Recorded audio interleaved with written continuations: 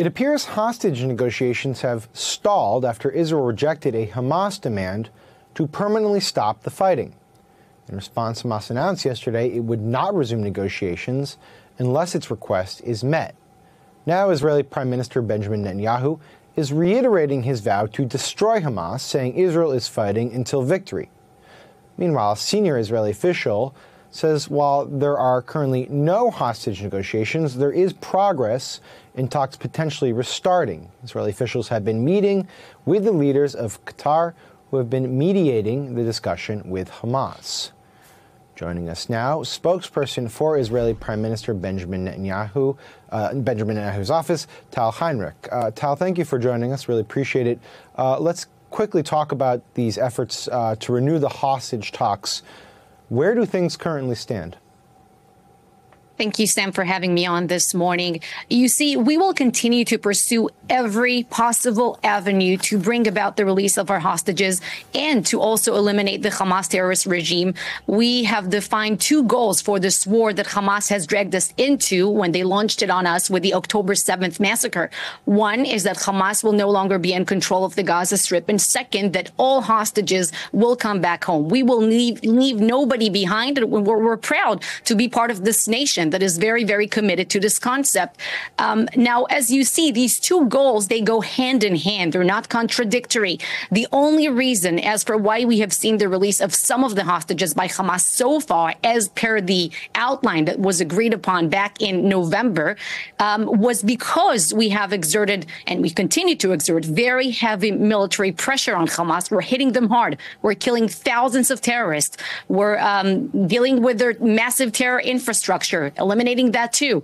So they wanted a breather last time, and that's what created the condition for an agreement, the one that Hamas broke on December 1st, when they failed to deliver another group of hostages to be released and also started firing at our forces. Tal, I think it's fair to say that international opinion and some domestic U.S. opinion has been quite critical of Israeli operations. Now, the White House itself has become more open about the desire to see Israel scale back its military operation in order to save civilian lives. We now have reports from inside Gaza of some 20,000 people killed overall during the campaign. What is your government's response to international opinion, to those White House calls for more civilian lives to be saved, and to the reports of the 20,000 death toll being hit? So, Sam, a few things to unpack here. You're asking me about the PR war. First, you have to remember that we're not fighting this war to get more likes on social media or better handshakes at the UN corridors. We're fighting an existential genocidal threat called Hamas.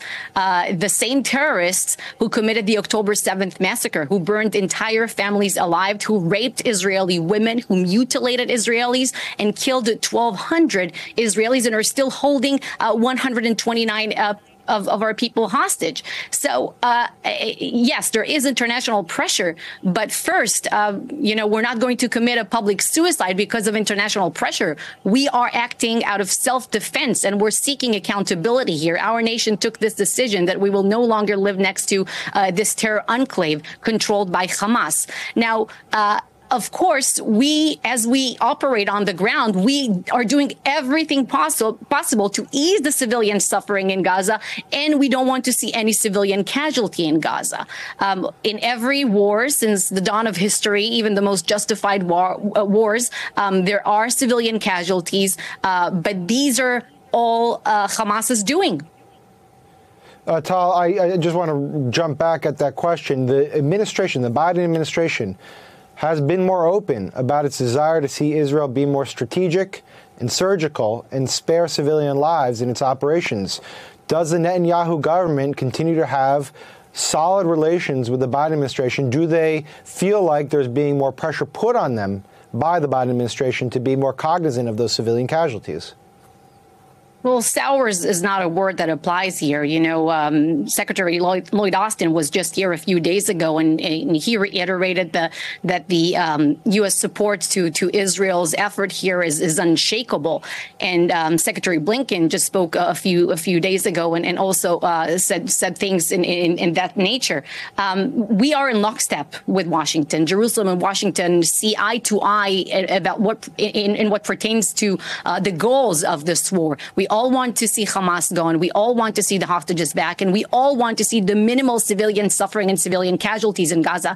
Now, we want to be able to do a better job. And we are doing unprecedented efforts that no other Western military, no other military has ever done in urban warfare. We are announcing ahead of time exactly where and when our troops are going to operate, and warning the civilians, asking them to evacuate to safer zones that we have designated. We have secured humanitarian corridors. There's no kind of, limit on humanitarian aid in terms of food and water entering the Gaza Strip. So the efforts that the IDF is taking here are really unprecedented. If you compare us to perfect, it all depends what's the benchmark here, right? If you compare Israel to perfection, then, well, it's a different conversation. But if you compare Israel to Western military campaigns, to the Battle of Mosul, Afghanistan, Iraq, such campaigns, well, the civilian to combatant casualty ratio in that war, I think it speaks for itself.